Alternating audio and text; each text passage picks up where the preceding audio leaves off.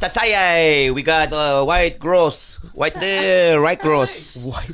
The worst kind of white, right there. Patapay, pink face. Patoy, shithead. Shithead.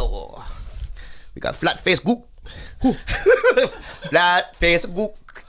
Clam face gook. Kaya ma atun Catta-Preta Paulo TigerBelly. Sayana, she came from Canadian. Pagkatabo pati Ariana Stark haircut. Tapataya Pakoye artist.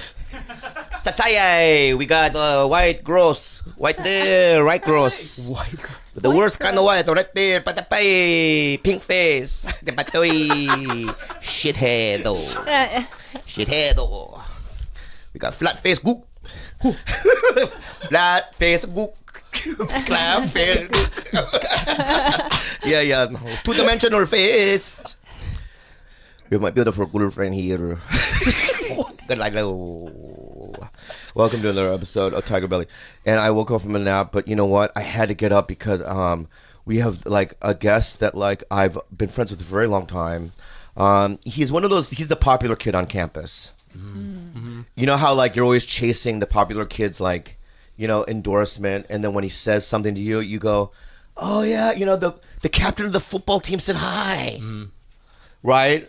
And then you tell all your friends, and they go, "He said hi to you." Like that, my whole like, you know, LA comedy life has been that with this guy, you know, of like, oh, will he call? He won't call, you know, and you know, I have to say, I have a lot of great things to say about him, but I'm going to introduce him. But first, I want to say, before I even do that, no, I'm going to say, I'm going to say that San Jose, all you people came out, and it was really great shows. I just flew back today. It was really great. You know, all the shows sold out. And then also a couple of people, I told you what happened, right? Yeah. Claudio, what did he tell you? I can't even look at him when he tells me these stories. I like to tell like yeah, Dane, what the fuck are you doing? All right. But hey guys, I want to say that I'm going to bring up the guy. So he's from a Boston area. Okay. Situation. You know, I often call you the truth detector. So Thank you. there's no lying in front of Bobby Lee. Really? Yeah. Really? In this podcast, he has a motto where he says, "I lie to win." Yeah. So I don't know if truth detector is I lie a lot. I lie a lot. But you know what? That's the truth. Yeah, that is the truth. True. Thank you. Steve's from the past, man. I love it. But the whole show was revolved pretty much around your set. I don't think it was revolved, but I did close out a lot of those shows down there. Oh, let me ask you. Something was happening.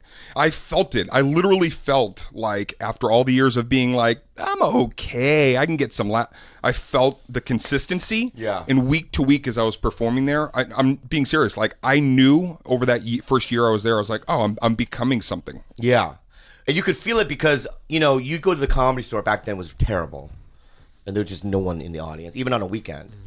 And it was almost as if like this style of performance is something of the past. It felt like it's dead. But then you go to the Dublins and you go, no, it's young, it's super hip. Can we get him some cough suppressants? No, that's just the way he does it. What happened to you? I had the same exact cough. I'm actually. Yeah. Are you it's sick a now? really Are we going to itchy round one. robin this flu? Is that what's going to happen here? Are you getting sick now? No, just residual. It's post nasal drip. It's making your throat itchy. I have the same thing. Okay. You're going to be fine? The pressure. Yeah. Can you just lay on your back and keep Ricolas in your mouth? Yeah. Anyway, it was like young, like, you know, I remember going there and like, yeah, all this Britney Spears and Justin Timberlake. Yeah, all of them would come out, like all Cameron the, all Diaz. the cool kids. Yeah, back then. And we were cool kids with the cool kids. I didn't feel that, but yeah. Well, you were 47 years old at the time. Oh my god! Oh, you fucking... No, we were the cool. I've seen Mencia, although, you know, we know about him, but he we know. But I've seen Mencia in a packed room, you know what I mean, in San Antonio, rip up a room. Right. I've seen it, you know, and I've seen you rip up. I've done okay, and then I've seen him. You know, the captain doesn't get compliments, and but it was something. There was a weird thing happening where people were like, "That's that guy," like, you know, Yeah. and then you, Yeah. after that. You're gone. It was unbelievable, man. It literally was. I remember the first 2 times doing the gig versus, maybe like a year and a half later, I was getting paid like, whatever, some pretty decent college gigs. And then a year and a half later, I was like living my dream, my pipe dream of what I hoped comedy would be. Yeah. Happened while I was incubating at Dublin's. Like you were at that, remember that on Fountain, you used to live in that apartment building? That's where you and I had an amazing conversation. Yeah. One of our first, I said I wouldn't bring it up on the podcast. What was it? It was an intimate conversation. We had a heart to heart that I don't know if either one of us were expecting. We thought we were just going to shoot the I remember having it, but I forget what the thing it was about. Some hands. Drop some hands. Yeah. It was just. I think we were just.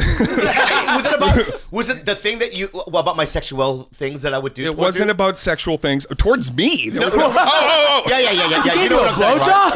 No. Oh, that sounded weird. That sounded fucking weird. That sounded really weird. Canadian. I swear. That sounded weird. No. This is what I meant to say. That no. The hugging and what I was known for, and this was like people didn't like me for this. Was I was known for like if I see a guy at a club, I knew I would grab onto them and I would squeeze their ass, or I would for a very long period of time. Yeah, we've all experienced for like a half an hour. For like maybe like a good, realistically, like 40 seconds. That's a long time for somebody to embrace you and go hi, and pat you on the back. Yeah, he's the only one until the he's day. The only one in life, right, that I've ever done this to that figured out the antidote. Yes, right. I saw you coming. I remember where we were. Right. We were at Excess. What's Excess? It wasn't Dublin's. It was on Hollywood, right? It was yeah, over there. Yeah. It was a shit show. Yeah, shit show. Yeah, and then you tell him what happened. And so I see B. Lee come in, and I'm like, you weren't having it. You weren't having it. He's gonna beeline right over to me, and so I prepared myself. And when he got right up to me, I turned, I bear hugged you, and I fell on the floor on top of you. Yeah. And I took that 40 seconds and parlayed it into about 2.5 minutes. I didn't let you go for at least 2.5 or 3 minutes. He did this cougar shoulder thing. thing. I was like, I love you, Bobby Lee, I love you. Right in your ear, the way you would do it. And I couldn't fucking move. It was so intrusive. You were just like, yeah, and then after that, I stood up and I go, oh, I can't do that to him anymore. You literally retired right there. I did. I'm done. Yeah. I won't do that to you again. I never did that again. And you know who heard about that and did it was Renazizi. Steve Renazizi heard that you did that, and he did it to me too, and I never did it to him again. So that was literally the antidote, right? But you guys in this room are employees. That sounds so weird. No, it is. And I'm going to say this right now, right? There is no antidote. There is no pathway out. Mm-hmm. You take it. Nah, that's not true. Because I remember when George went to the mountains and he... Yeah. Is that what it is? Yeah, that's it. What's it called? Tell it like it is. Tell it like it is tour. Yeah, and it's at DaneCook.com. All my tickets in 411. Yeah, and I'm telling you, sleepers, okay? Listen to me, okay? You guys came out in droves in San Jose. Come out for my boy right here, Dane Cook. What dates are coming up? Everything's on the website. I get dates the rest of the year. Literally the rest of the year. You're going to do every weekend for the rest of the year? Mm-hmm. Wow. Yeah. Okay, so go to that, everyone. Unhelpful advice. And then I have a movie lined up with Dr. Ken. What's it called? Fucking son of a... I love Dr. Ken. Go ahead. Unhelpful advice with Bobby, Khalyla, and Dane Cook. Brought to you by Tell It Like It Is tour. There we go. Hey guys, when I was in high school, my dad took a job in Doha, Qatar. We lived in Boston for a 4-year contract with the U.S. government. My dad and I were very close, and I had a hard time processing this. 3 years into the contract, my parents tell me that my sisters... Wordy. Getting a divorce. Oh, it's got 3 paragraphs. Getting a divorce because he had an affair with some Australian woman there. During the divorce, it was revealed to me that he spent the money my parents had saved for my college fund on his new girlfriend. Yeah. Yep. On his new girlfriend's alcohol addiction and building her a new hair salon.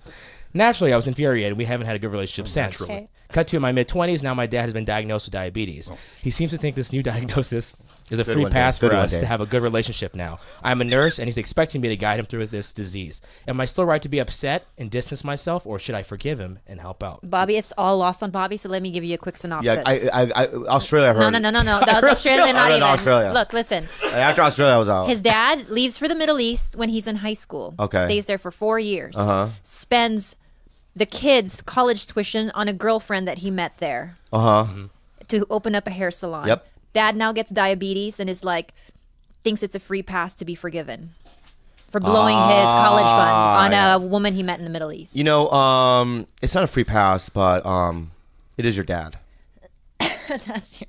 right? What? What do you mean? So forgive? I forgive. I would. You know what I would do? I'd say, you know what, Dad, I want to help, but I want a piece of the hair salon. You know, maybe like a 10% bump each month. Right. Oh, he still has the hair salon. Yeah, though, and the woman that he gave the hair salon to is apparently like an alcoholic, right? Yeah. Is that what you said? He's an alcoholic. Yeah. That's a tough one. I Yeah, forgive. I mean, yeah, I'm all about forgive me forgiveness. too. Yeah, It's yeah, his yeah. dad. Yeah. You know? Well, Gotta you wouldn't? What do you think, What's Lana? wrong, baby? I wouldn't blindly forgive. We would have a discussion. No, there'd be consequences. Like what? And I'd be reimbursed in one way or Right. another because that is my college, that is my future that you've forsaken for an alcoholic lady who wanted to open a fucking salon. Like I would be really concerned about where his judgment is. There's a whole nother side of that spectrum, which is there's an alcoholic woman who has a hair salon. What's she up to? She needed that cash She to buy needed it, some yeah. booze. Yeah, she was sick. God. But here's another thing, though. Is I'd forgive him after he